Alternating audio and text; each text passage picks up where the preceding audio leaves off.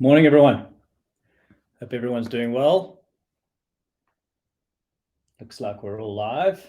Hope everyone's doing well there. And if you can hear me and everything's going well, if you don't mind just either using the emojis or dropping a note in the chat and just letting me know that it's all good, we can check that everything is up and running.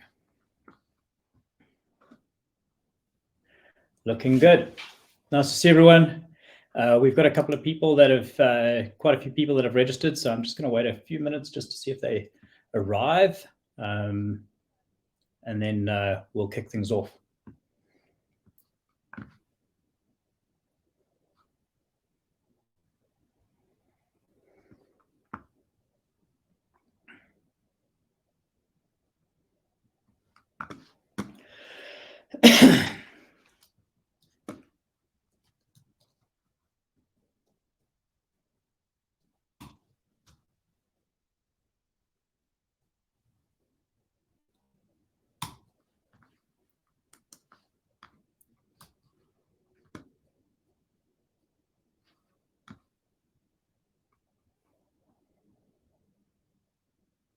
I'll just wait one more minute.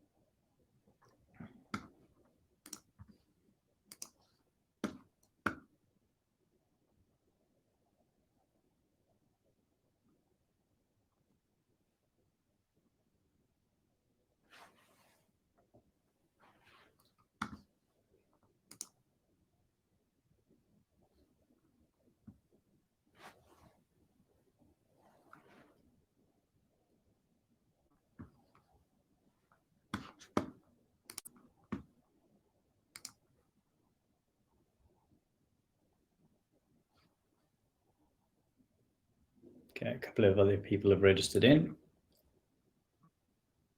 Okay, it's looking good. I think we're going to kick off. Well, thanks everyone for joining us. I'm going to just launch with a bit of an intro video. So let's take it from there.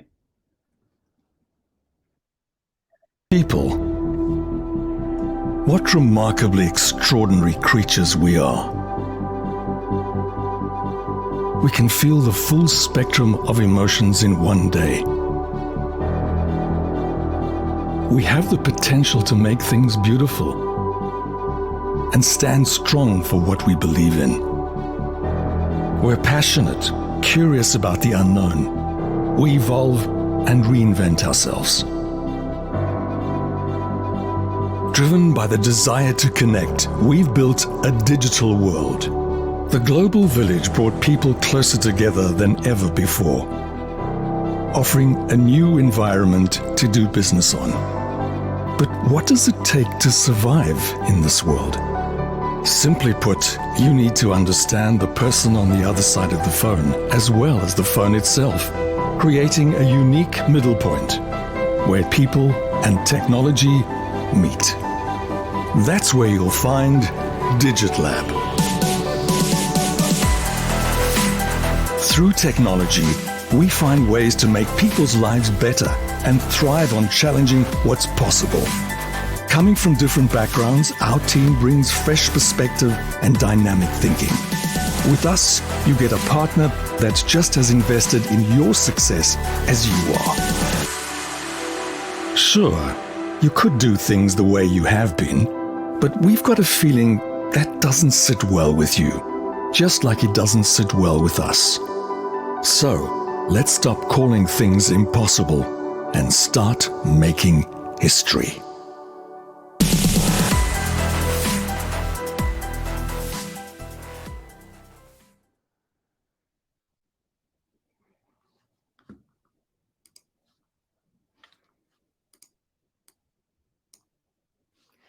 Well, guys, it's an absolute pleasure to be hosting you for this webinar, and I've been very excited about this particular webinar because it has been such a game changer in my space from a business-to-business marketing perspective, from a B2C marketing perspective. We've seen it work out for our clients as well. It has been a huge opportunity, both in the social media space and in business in general. And so LinkedIn for us is such a wild card. It's such a win, and more so than any other social media network, in our opinion. There's so much more at value, so much more that we can bring to the table. I've got quite a lot that I want to be able to get through in today's session, so I'm going to dive straight into our presentation. But before I do that, I do want to share one piece of information with you. Earlier this year, we launched a State of Digital survey, and we will send a link to you shortly after this event just about this survey. If you are based in South Africa, or if you want to travel to South Africa in November, there is a chance to get 40% off the Digital Marketing Conference tickets that's taking place in Cape Town. We're presenting the research of the State of Digital report at that conference. The intention for us is to really establish a benchmark around the state of digital amongst the industry. There is too much emphasis in the industry around particular aspects of digital, and there's not enough across the board, and we really want to assess that and understand that better. And so that's the point of the survey. It's only 16 questions, and you can get yourself through it. So we will send you a note around this shortly after the event. You're welcome to take part in it, and the Digital Marketing Conference is partnering with us on this, and we're quite excited about it. So we want to share that with you. And without further ado, the personal branding for LinkedIn workshop. So what I've tried to do here is try to take you from a beginning status to quite an advanced thinking on this.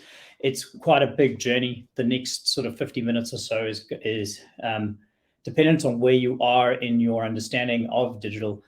It's either going to feel like a very big learning curve, or it's going to, or the beginning pieces are going to be a bit of things that you've learned already and know. What I am going to do is piece out some messaging in that after this, so that you've got digestible content to kind of unpack this over time with this as well. So I will sort of speak to that as we go through, and if you are taking notes, please do so. The video will be available afterwards as well, and you will be able to get your heads around it. I'm also not a person who is like very distracted by the chat system, in the sense that I don't mind veering off course and answering a question or two. If that's the case, you're welcome to do that. If it's something that I feel I'm going to answer, I'll wait until we get there and then answer that question. You can also post it into the questions section. I will mainly be keeping my eye on the questions section in the poll, and then I'll divert to the chat probably at the end of the system to see what's happening there. So that'll give you an idea of kind of how we're going to run this thing. And let's get stuck in. So I absolutely love this quote, because I think it's got so much to do with what we're doing. But life is not about finding yourself; it's about creating yourself. And for me, this was personal branding in the online space. This is what LinkedIn is about. It's an opportunity for us to put ourselves out there and create ourselves in the marketplace. COVID made this a really big accentuated piece. It made it very real to people that were bucking against the movement that was taking place. But even before then, LinkedIn was such a powerful network. What I do love about COVID is that from a technology perspective, the technology houses really up to their game in terms of their offerings that they were bringing to the play. And LinkedIn was definitely one of those that really brought a lot to the table. And this concept about being able to create a space for ourselves in LinkedIn is so true. And it's a place where we can really have a voice, have a place, find a community, and build into something valuable and meaningful for ourselves and for our businesses as well. So let's talk a little bit about the value of platform. So a bit of a shameless plug here. I have a book on this. It's I will say at this point, it's my least selling book. I've got a whole pile of copies in my cupboard about 2 feet from me here. And if you want a copy, you'd have to get it from me directly. It is out of print. It's called Renowned, but I talk about the value of platform here. And the point of the value of platform is that the online world gives you a space that you can call your own, that you can build from, and that you can utilize for whatever purpose it is that you have. And that is the value of platform. That is what the online world brings, and that is what LinkedIn particularly brings for so many people, because not everybody wants to go out and build a website for themselves. Nobody wants to go out and build social media channels everywhere. And LinkedIn brings so much of that into one place for us to be able to build a professional community that actually builds out our offering and our business world for us. So this value of platform is really, really powerful. The key words that you're going to see come up over and over and over again are trust and credibility, relationship, and reliability are all key things around building trust. Credibility and relationship building and connection are the main pieces that LinkedIn bring to the table in this respect. But the first thing that comes up is ego. And I don't mean this by people being egotistical. I mean by the fact that when you walk into a room, your ego is there. You have a presence that walks into a room. And so the value of platform and the value of LinkedIn is that you have a presence in a world that you don't normally have a presence in. And there is business happening, there is connection happening, there is conversation happening inside this arena. And LinkedIn, by the sheer nature of just a profile, gives you an ego in that space. It's an opportunity to build credibility, to create that in both visual and written content and visual content, etc., across that board, and to build connections. It's a place for you to have a voice inside this environment. And that's, at the end of the day, are the key elements of what we need to be able to build credibility and build trust inside an environment, and to build trust on the back of our own platform. And this is what's really powerful and beautiful about a platform like LinkedIn. It works across all social media platforms. But when we talk about LinkedIn, we're talking particularly about the fact that it is so focused on this, that it has really done such a great job at making this happen. So today's agenda, we're going to talk a little bit about getting, well, let me rephrase that. We're not going to talk a little bit about getting started on LinkedIn. Then we're going to look at enhancing profiles. We're going to look at amplifying messages, how we leverage this as an organization. And then we're also going to take a look at some tools and resources. For those who are wondering, because it does come up as questions, we will be taking a look at aspects around sort of some AI and like what the different AI tools are that have been coming into play. I've been playing a lot in this space. I'm not going to recommend a whole myriad of things for you to try, like these AI techie junkies that are sitting online that are doing. All I'm going to really do is focus on the ones that I know have been working and adding value to my own space, because I don't really want to crowd you with thousands of apps that don't mean anything. On the first point though, getting started on LinkedIn, we have a guide that we share with our clients around getting started on LinkedIn. It's like a little 101 guide from the beginning, how to set up your profile, put everything together. If you're at that point, what I'm going to do is I'm going to suggest that you just drop me a line after this, and we'll gladly just provide that to you. And we can walk you through that process, or you can walk yourself through that process with that guide.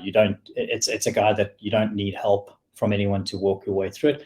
It will take you through that process, and it will help you to get you to what they call 100% profile limit section.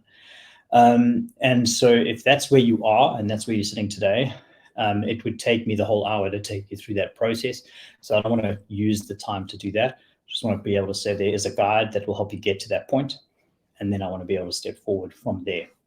So if that's where you're at, give me a shout after the session. I love what Adam Ritchie says here.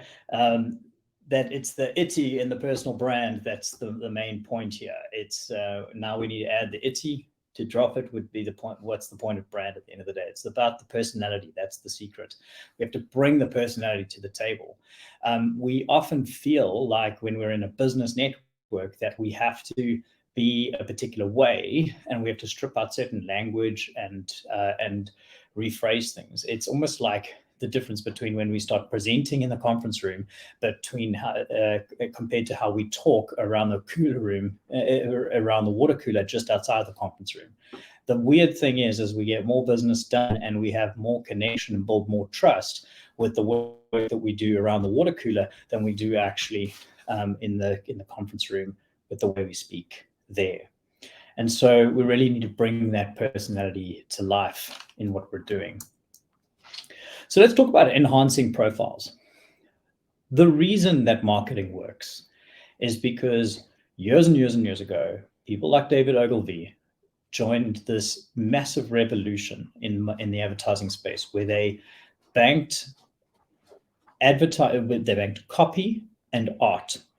And they realized that blending copy and art together created an emotive effect in people, and they could shift opinions, change perceptions. They could drive emotive feelings in people and create experiences and feelings and move people forward. Now that is what we have the potential to do when we enhance profiles, because LinkedIn gives us both the options to be able to create artistic impressions by uploading images, and then also to be able to use copy to be able to do this.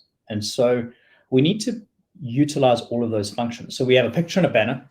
So we want a high profile, good quality photo that shows off enough of your personality and enough of the right way that you want to do this. So don't be afraid of using photos of you in action. If you're an action type person, if you're out on the field, or if you're doing these things, don't be afraid of those kinds of things. You don't have to sit in a suit in a studio shot if that's the shot that was taken of you, unless of course it's been mandated across the business. But look for ways that bring out your personality and bring out who you are.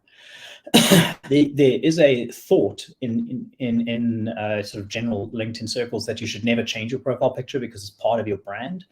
I think that that's good thinking for a while, but as you start to build things and you start to build that community, it's quite nice to change those things up on occasion and to build that up. But to change it as frequently as some of our mother-in-laws are changing their WhatsApp photos, maybe not so much. Your top banner, I think, is the next thing that people should be looking at. If you were sitting in Facebook or Twitter or Instagram, I don't believe that many people go to their main profile pictures, profiles at any particular point. But LinkedIn is a different space altogether. This is why that ego conversation is so important. In LinkedIn, a lot of people visit your profile. There's a lot of profile visits that are taking place. They are actively researching each other all the time. And so that top banner across the top of your LinkedIn profile is actually a really powerful place to continue to build either your business brand or your personal brand, to showcase who you are, what you're about, etc., and to use the power of imagery and copy to really get some key messages across for you and your business. Bear in mind that on the second point, that LinkedIn is built a bit like a search engine. So making sure that headings and summaries are not so creatively written that they don't include keywords about what you actually do and how you want to be found. So to say that you are a wordsmith aficionado isn't necessarily going to bring copywriting work to you if you're a copywriter, because people who need copywriters don't necessarily know to search for wordsmiths. And so you need to find this balance between functional and practical keywords and really getting across who you are in a original way. Recommendations and endorsements, they're two separate things. Endorsements are the skill sets where you endorse people for the skill sets that they have. And then recommendations are more formal recommendations that you'll see on a person's profile a bit further down. Both of these you should be looking for. They build credibility on your profile. And the more credibility you have on your profile, the more you're going to get found in search results, the more you're going to be seen, the more you are recommended on the endorsement side of things, the more you're going to come up with those skill sets when people start searching for those skill sets. And so it's quite a key thing to do. And one of the ways to build out those endorsements as well and to achieve those skill sets is actually through the LinkedIn Learning platform, because they're now bringing in learning channels where you can prove through the courses that you take that you have those skill sets, and they'll verify those skill sets against those endorsements. And so that's another way of being able to build up those skill sets and prove to the world that you have those skills. The key here is also to understand that in enhancing a profile, it's a voice to the world. And you want that voice to be heard. That voice is in your content. It's in your feed. It's not enough to have a profile. That's kind of like having a movie theater but never putting any movies on. You need to be able to be putting content out frequently across that platform. And there are many questions and many thoughts around how frequently we should be putting this out there. And so we'll get into some of these questions as we get on in the session.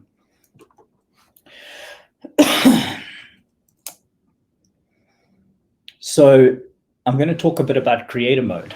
So I'm making the assumption that people who are in the room are looking to enhance their LinkedIn presence and build up a following and build up a network and really make an impact and improve things inside their LinkedIn portfolio. Now, what's nice is there's this creator mode that you can click on.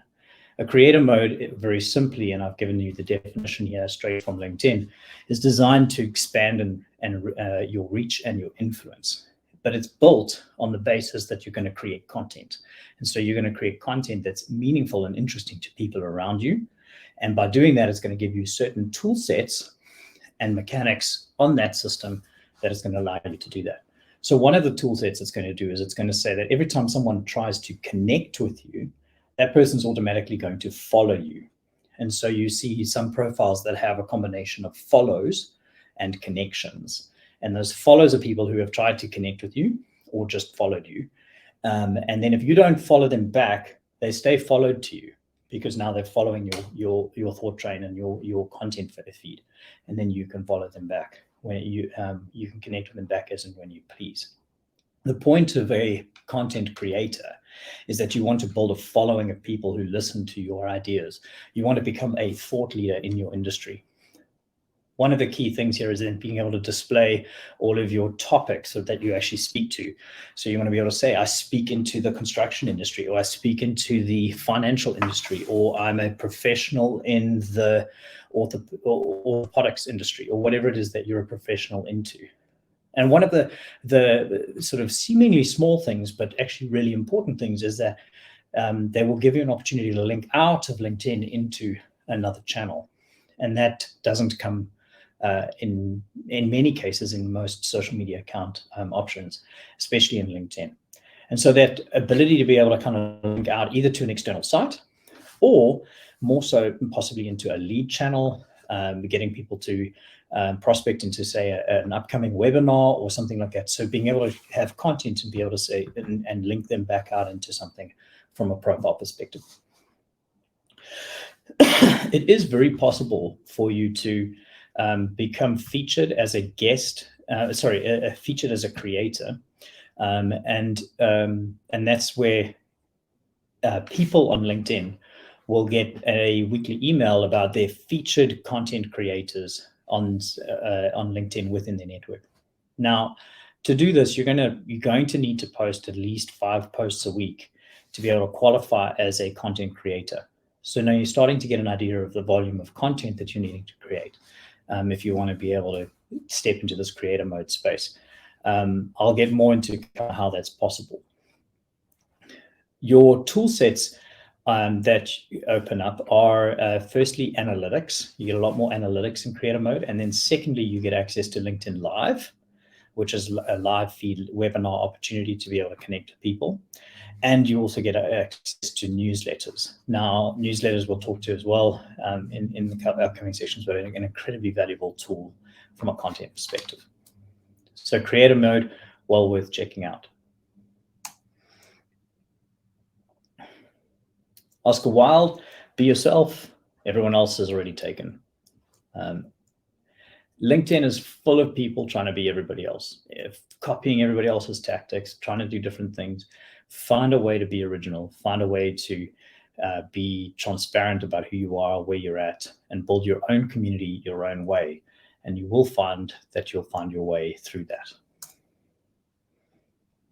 So what we've done so far is I've kind of taken you from this ground base of nothing and said, we'll give you this document that will help you get to somewhere. We said we can enhance our profiles with these kind of key tricks, okay? But then we've said, okay, well, if you're going to do that, then you could step one step further if you're going to dedicate yourself to this quite consistently, and you could step into a creator mode. But all of this is a little bit pointless if you're not really doing it for a purpose, and we need to understand what that purpose is. And obviously it sits down with this word opportunity. And so we get into this quick game of what are objectives and highlighting what those are, and getting into, and then asking ourselves, well, if those are objectives, so what the kinds of objectives that are possible are things like, we need to sell more, we need to prospect more to people and get in front of them. We need to build a bigger network of people. We need to be able to position ourselves better in front of a larger audience, but of a very particular audience, because what's nice about LinkedIn is that you can really fine tune and hone down on a very specific audience that you want to connect with. And you can build that in a very piecemeal space. So you can build it meaningfully and purposefully. You don't have to spray and pray it. So when you build out these objectives, you can actually be quite specific about what you're doing. The main types of objectives are: we want to build awareness, we want to position ourselves better, we want to sell more, or we want to attract talent. And those tend to be the overarching main objectives from a business perspective. On a personal level, people are looking for better jobs. So straight out, I needed another job. The other one is, I'm looking to further my career. Now, in those cases, it could be, they could be looking for opportunities to learn, to follow influencers and improve their career, to network with other individuals that could help them improve their career or mentor them.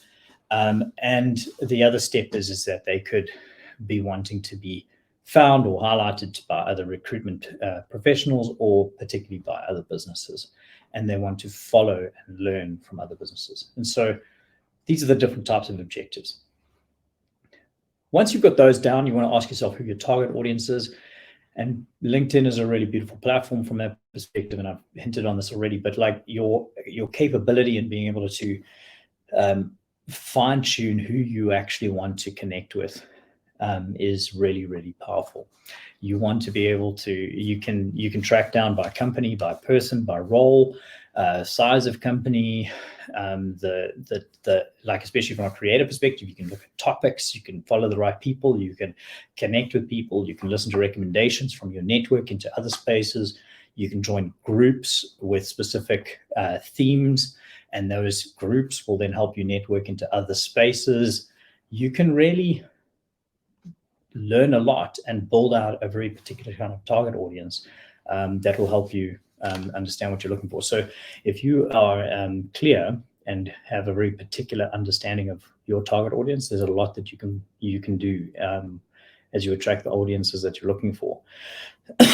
But what I want to say at this point is, if you spend the time and energy fine-tuning and really understanding the target audiences that you're looking at, and that you don't just go in saying, we're looking for an LSM 10 to 9 and 10, or we're looking for a high net worth individual in this country. That's very broad. for what LinkedIn can really bring to the table. If you're going that broad, then it's not going to hurt you, but you're really not unlocking the potential of what LinkedIn can bring to the table. There's a lot more that you can do at that point to personalize your experiences, to personalize your outreach, to build out better opportunities. And we'll get into that now. When you talk about message and story, I spoke earlier about voice, and I'm going to get into content soon. But message and story, your message is what you want to say, and the story is how you're going to say it. So what I often say to people, and I hear this all the time, is I want to tell the world about this because this is really meaningful to me. And then I'll say, but what's the story? And they'll say, but I've just said that. No, you've told me what you want to tell people. You've told me the message that you want to say. But there needs to be a storyline that's being threaded through. And a story ebbs and flows, and it works its way through something. It has highs and lows, and we work our way through, and it's something that a person will kind of latch onto. It has these emotive dips. It's not just, I have a great product and it solves your problem and you need to know about it. That's not a story. It's not even a slogan or a vision statement. That's not a story. A story is, how did I get to that vision statement? What made me do this? Why do I believe this product is so important to you? Those are the things that get you to the story. So what are the stories that get you there? And what is the story that you want to tell as a LinkedIn professional, as a personal brand? What is the story that you want to tell? Because that story is going to be more resonant than anything else.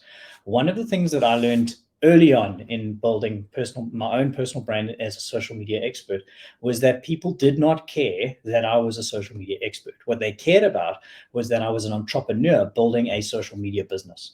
They were more interested in posts around me being an entrepreneur than they were interested about me posting content around how to be better at social media. I remember pouring my heart and soul into an article about the 3 digital strategies that will revolutionize your business. Nobody liked it. Nobody clicked on it. Nobody cared about it. The next day, I posted that I was at an airport and somebody said goodbye on it, and everybody liked it and clicked it and went on it and and I happened to be going to Sweden to speak at a conference, and off the back of that, somebody then asked me to come through to a conference to talk to them, to come through to a meeting to talk to them and start talking about building up a relationship for business. The reason that I was in that room, and they said that to me, the reason that you're in this room is because you were in Sweden, and you wouldn't be going to Sweden if you don't know what you're talking about. They were following the journey of the entrepreneur, not the content of the message.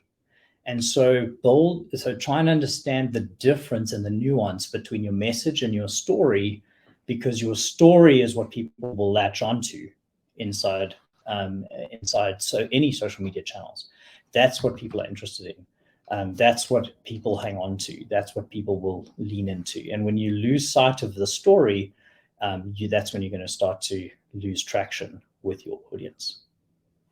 So I hope that starts to make sense. Feel free to fire any questions along if you've got any, and we'll see how that goes as we go along. If any of this is if you need clarity on any of these issues. So let's jump into some content, and I'm not going to overly do it overkill, because I've still got quite a few slides that I want to get through and some concepts that I want to get through to some people, but I do want to share some sort of like ideas and some sort of quick, like good wins when it comes to content. Some of them are fairly straightforward, some of them not so much. So what I'm going to do is I want to focus on the bottom section of this this slide deck at the bottom, this content creation piece. So I've spoken about telling the story. The other thing that works really well in social content, particularly in LinkedIn, is educating people. The more you educate people, the more you become the sage or the guide or the thought leader within the space. So if you are the one educating your target audience, you position yourself well. focus on your view. So what I mean by this is, if you are, don't just share an article that somebody else shared.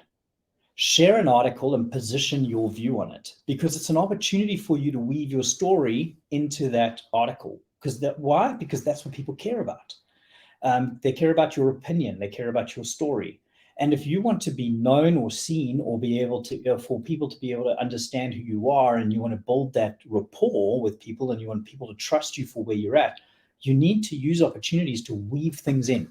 So don't just share content for the sake of content. Weave your story in, focus on your viewpoint, and bring that to life, and weave that into my last point on this, with the user in mind. So what I mean is, go back to your target audience, who you want to impress, attract, draw nearer, whatever it is that you're wanting to do with them. Okay, go back to that target audience. Think about what viewpoint you want to bring, and then position your content in such a way that it would make sense to them, and that it would bring it to life for them. And then post that. Now, that sounds like a lot of work for every post. It is. The more you do it, the easier it gets. But the thing is that don't worry about trying to make every post clear for everybody, because it's never going to be. And the point of being able to take your view and match it to somebody else's position, it means that not every post is going to be for everybody, but it's going to be for somebody. And so don't worry about that, because the beauty of telling a story is that that timeline of yours is a storyline. And so you have these opportunities to jump into people's world with pieces of your story. And as they see your content, they're jumping into your story at different points. And that's how this thing starts to pull together. And then humor and personality are key. We've spoken about personality. It's really key. Humor, you can bring that into LinkedIn. Go for it. Be appropriate with it. I mean, some people think they have a sense of humor. Maybe just check that with your wife. And double check that your sense of humor is actually socially appropriate. Or if you don't have a wife or a partner, maybe just double check with someone at work that it's a sense of humor that's ready for the public, you know. But let's just at the end of the day, like, be yourself, bring that to life, and be. I want to say the word respectful, but I'm not actually saying be respectful. Be mindful of the people you're speaking to, and take your message, weave your story in such a way that it will bring them to what you have to say. So that's the theory and the thinking around the content. Now I'm going to jump into sort of like a couple of things that we've learned around the types of content. Okay, and this will be out of date probably within a couple of months. So I'm just going to jot these things in, but let you know where we're at, okay? Video is always greater than carousels. So carousels are those little images that you scroll through sideways that you see. If you want to know how to create that, they're PDF documents. So what a lot of guys are doing is they're actually using Keynote or PowerPoint and creating little square slides in PowerPoint, and then they're exporting that as a PDF, and then that's how they're actually creating them. Or they're using Canva and then exporting it as a PDF, and then that's how they actually create them. So really simple, not a difficult thing to do. But carousels are getting really good traction inside LinkedIn from an algorithmic point of view. Carousels will always be an image, and images will always be text on its own. However, I want to jump to the other side, where I talk about zero-click content. There's an uprise in zero-click content. Now, this uprise has been actually happening for probably about 1.5 years, nearly 2 years now. The concept of zero-click content is content that you place into LinkedIn or any social network, but we're talking about LinkedIn here, that does not ask the user to click anywhere, that all the value of that content sits in this post. And so you can see this is the only thing that looks clickable is the hashtag, which it is, because that's how LinkedIn works. But all the value sits in here.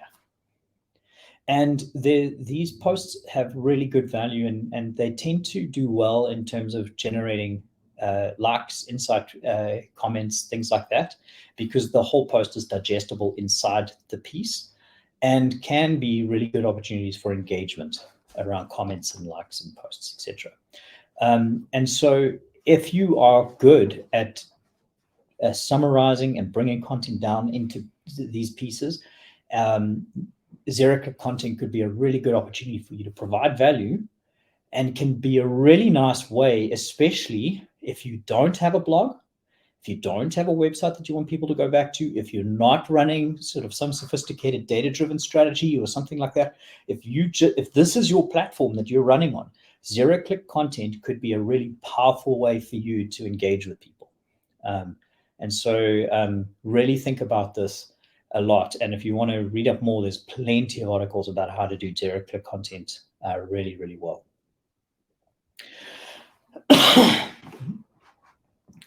Then I'm going to jump back onto that yellow post-it, LinkedIn newsletters. So here's a secret.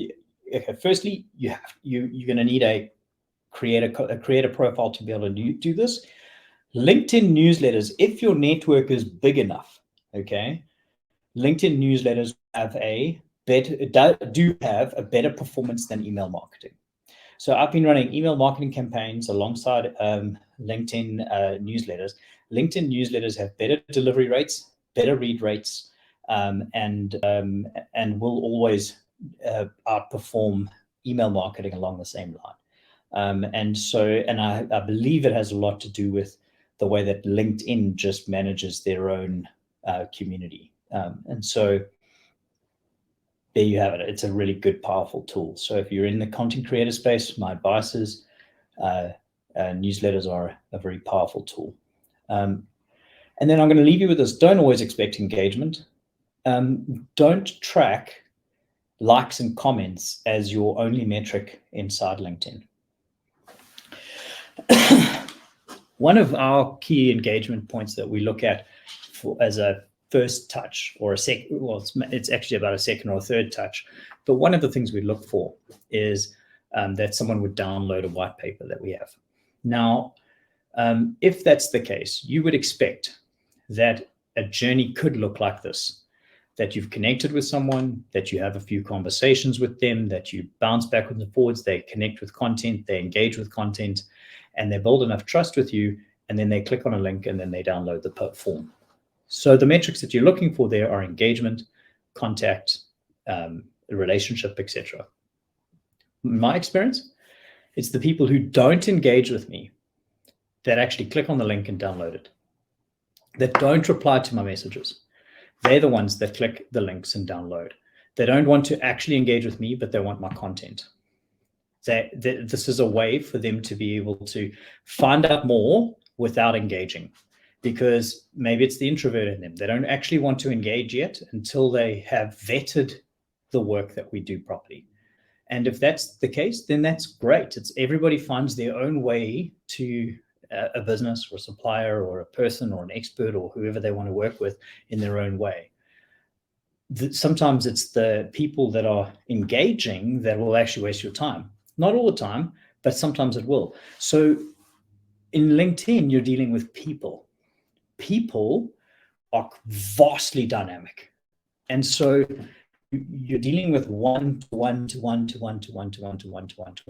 And it's especially when you're building a personal brand. And so be very aware that you're not just tracking engagement rates and looking at your likes and your comments as your only metric. Look at other things like your click-through rates and how many people are downloading pieces of content that you might have, or other pieces that are also important to you as part of your journey.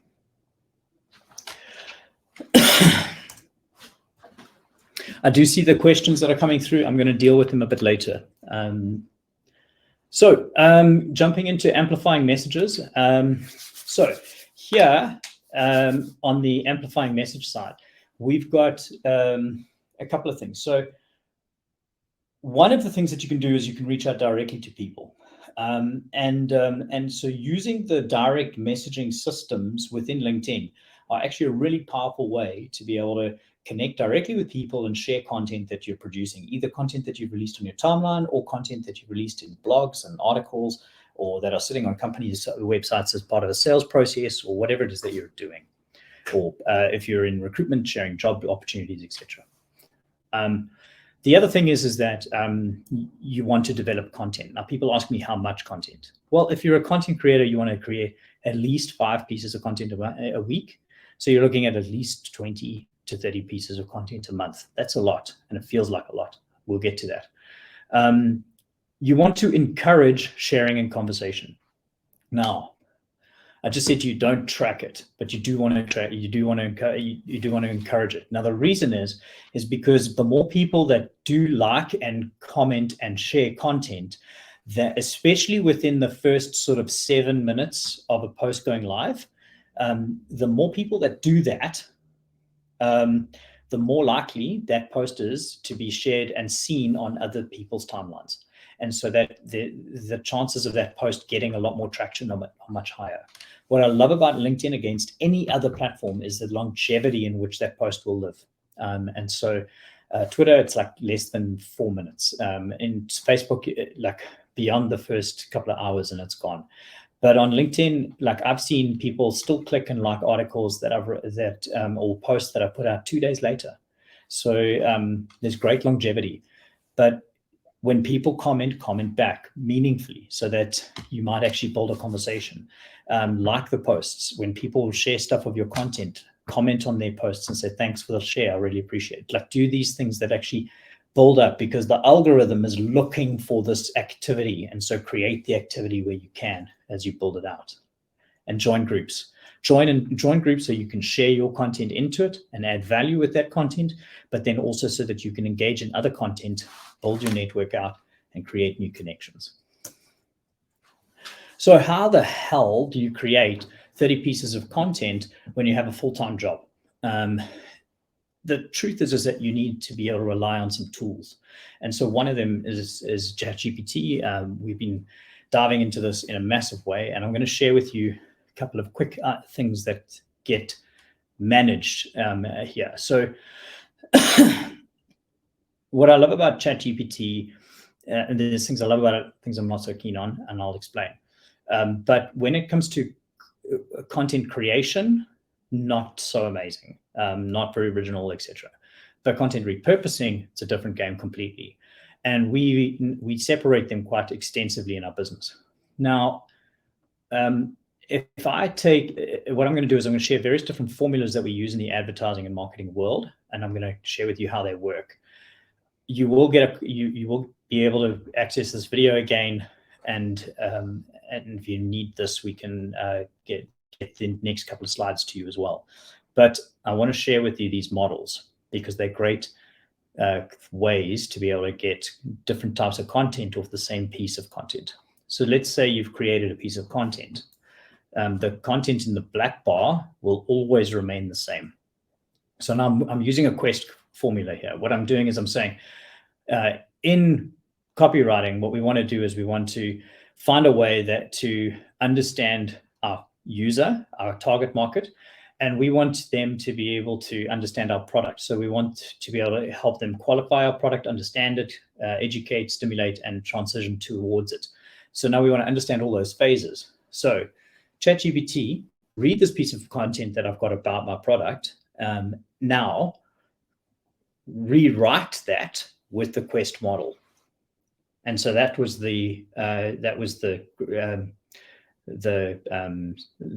cue that we gave ChatGPT, and it comes out with this. Now, if you take a read through this, there's a lot of information in here that can then be used and repurposed into different types of social media posts. What are the keys to comfortable retirement?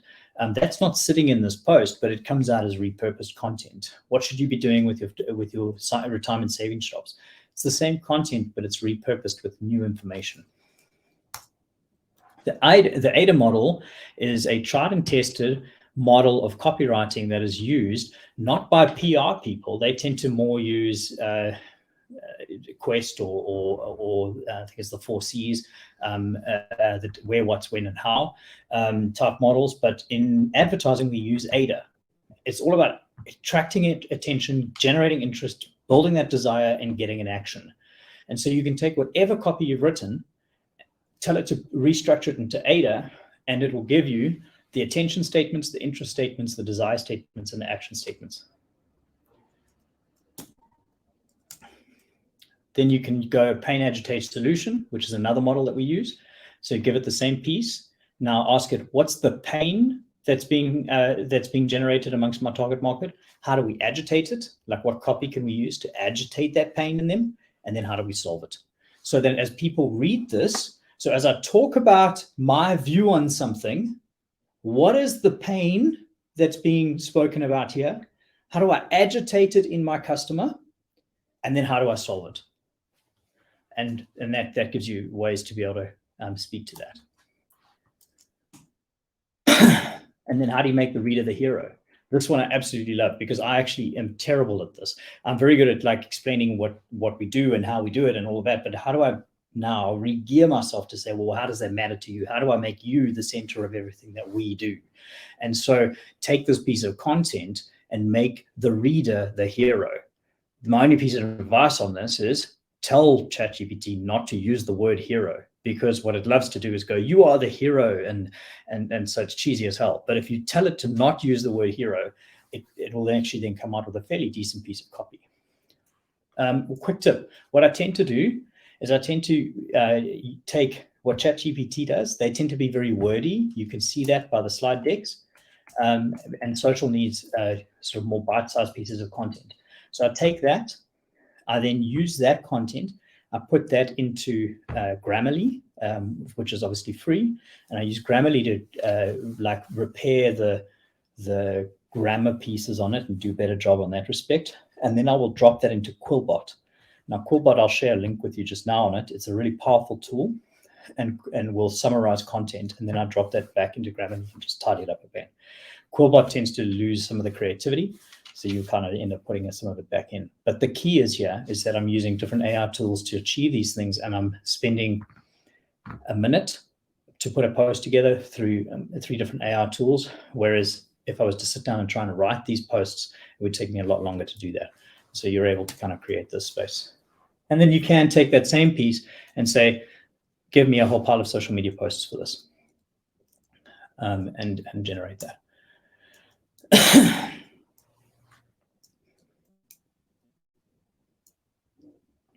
So if people like you, they will listen to you. But if they trust you, they'll do business with you.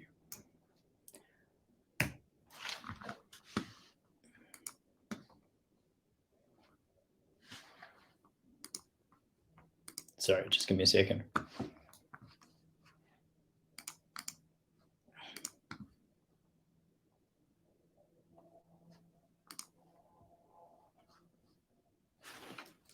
Yeah.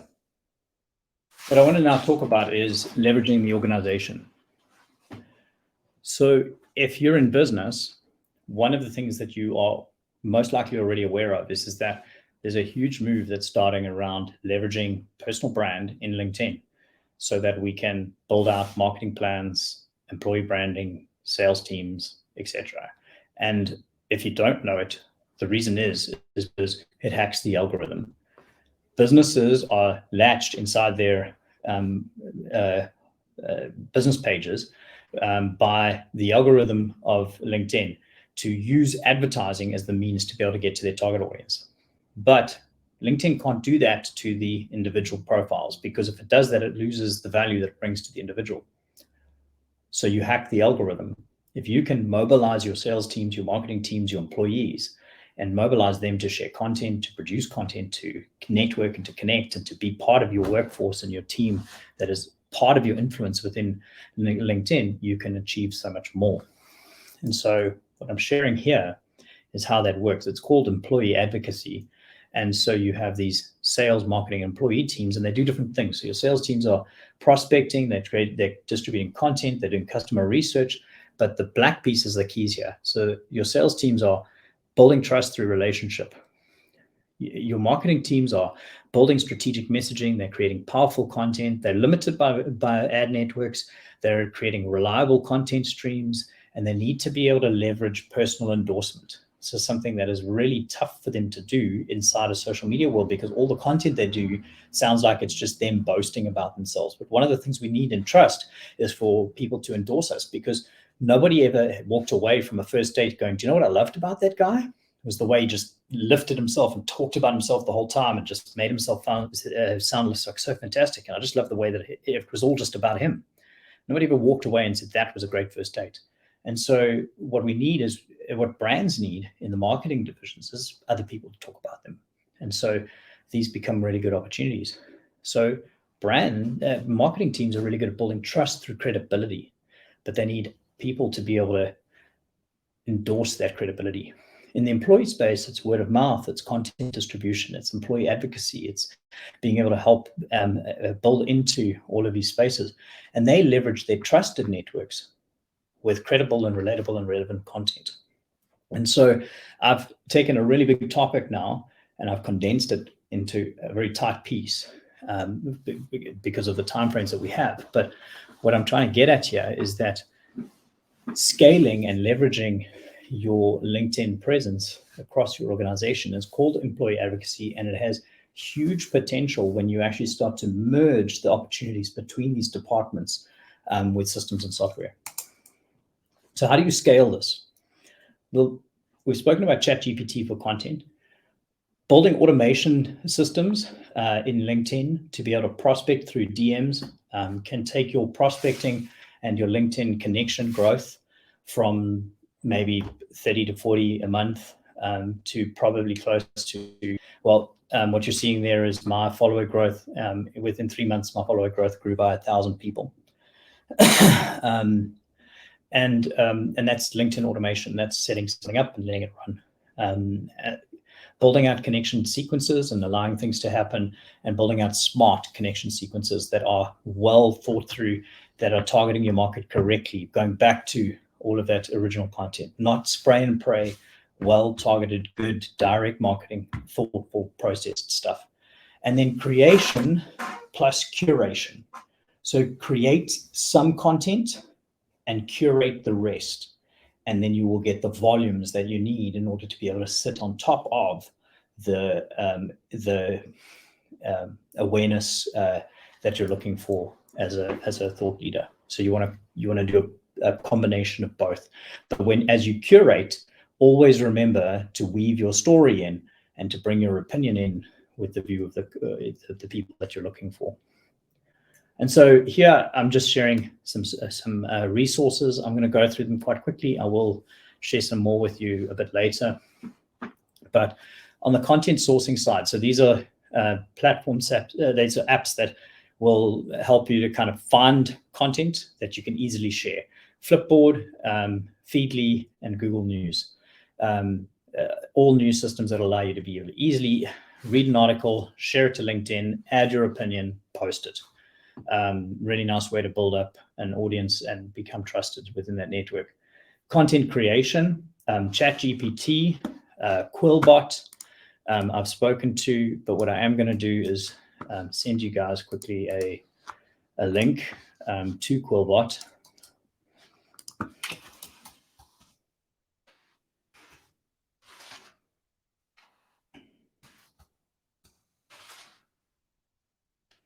So that should get you there if you want to take a look at it. Really cool tool, and one of my secret weapons. When I saw it, I thought I'd never use it, but I use it every day. Unsplash is a place where you can go and get free photographs. Canva, a really good design tool, and then I use Lightroom for photography and editing, and Rush for video editing. Rush is a great platform because you don't need actual video editing skills to shoot and create videos. I'm able to shoot a video on my iPhone and edit it down for semi-production quality value and release that onto LinkedIn probably within about an hour. So taking that content and making it a lot more accessible. On the social media side, we can recommend tools like Later that will help you sort of distribute content and schedule it so that you can sort of batch your content as a social media influencer on LinkedIn. and do it once. Same with Hootsuite, Sprout Social. And then Hootsuite, Sprout Social, and Apostle all have employee advocacy tools on them. Apostle is a dedicated employee advocacy tool.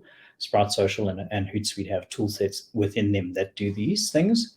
And then Google Analytics is obviously an analytics tool that will help you track how all of this works if you are in business and you have a website that you want to be attracting people to, and actually that's the end goal. And so you will use analytics to be able to track all of that. And we're done. So we've got a couple of questions that have come up. You guys are welcome to throw out a few extra questions. Susan, I'm reading yours here quickly. How do we connect? What do we do? What do we do on LinkedIn to do what? Sorry. How do we connect what we do to what we do elsewhere? Yeah. So it's a really big answer. So Susan, the thing I would say here is that there are a couple of things that we're exploring as a brand, so as a business. And so one of the things that we're exploring is that a lot of the content dimensions are becoming common. And so we're exploring utilizing the same dimensions in content creation so that you can actually create more creative content, like different pieces of creative content, instead of having to create different dimension, the same piece of content for different channels, so that your content creation is actually a lot more effective in a sense. And so what you're doing inside LinkedIn can definitely be replicated across. What I normally say to people is, if you have to pick a channel and you're specifically in B2B markets, then LinkedIn is a space to be at. If you are able to kind of jump into other markets, then what you're doing in LinkedIn should be able to, because it shouldn't be different to the rest of your business. It should be able to transfer across, unless, of course, you have a very specific B2B strategy and then your business is part B2B and part B2C, and you might then have some differences. But in general, you can transfer what you're doing in LinkedIn across to other channels. Lelo conflicted around, sorry, I'm done with answering that one. Lelo, so conflicted around telling story.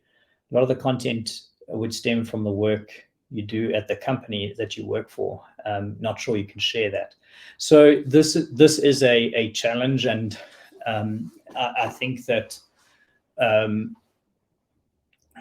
I think it's, so you can do this one of two ways. One, you can have a conversation with the business that you work for and see if it's something that they would be open to you sharing. I know that some businesses have used that opportunity to start creating case studies and then allowing those things to be shared. And that would, in my mind, be the smart thing to do. In some cases, they're not able to share that, and there's a whole pile of sort of non-disclosures that work through both the client side and your employment agreements that might be in jeopardy. So I would definitely have a conversation if you want to sort of do that anyway and check. But one of the other ways of doing this is to actually look for content online, or so instead of treating it about what you're doing in your business, is actually to talk about what other people are doing, like overseas or in other areas that are similar to what you're doing, or to comment and not necessarily talk about what you're doing, but to become a person, say, in groups that comment into based on the experiences that you have, and provide kind of answers and guidance and that sort of thing. So you become a contributor in advice, as opposed to someone sort of telling the story of where you're at, if you're being limited from a contractual perspective. Does that help?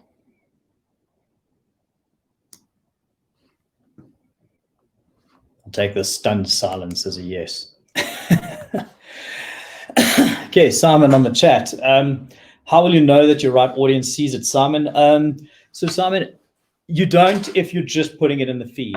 So what I'm saying to a lot of guys at the moment is, either you're dovetailing it with advertising strategies that push it into the right target audience, or you are building automation strategies that get it into the right DMs for your target market. So that is if you've got content that is very specific that needs to get in front of the right kind of people that has a particular output, then I would definitely say that that's the route you need to go.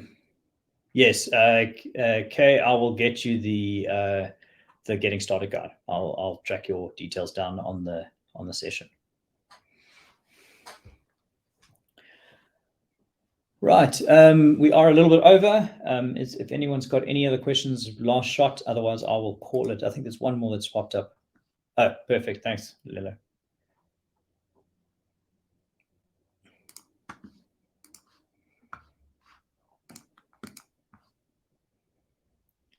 Right, guys. Well, thank you so much for dialing in. I know that time is precious.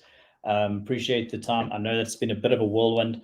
When I was putting this together, I did realize that some of the stuff might take some time to digest. So I will be setting up a few emails that I'll send out to you guys over the next sort of couple of weeks, just to kind of touch base on a few of these areas and just kind of sort of refresh memory and let you guys digest pieces of it as we go. I hope that that'll be helpful. And yeah, enjoy.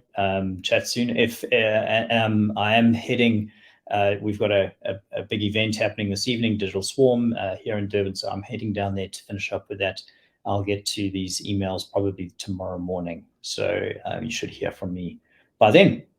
Guys, have a absolutely fantastic Thursday and a good weekend. I appreciate you guys stepping into this. It's always good to know that people actually arrive at webinars that you hold. So it's always good. Thank you. Thanks a ton, everyone. Have a great one. Cheers.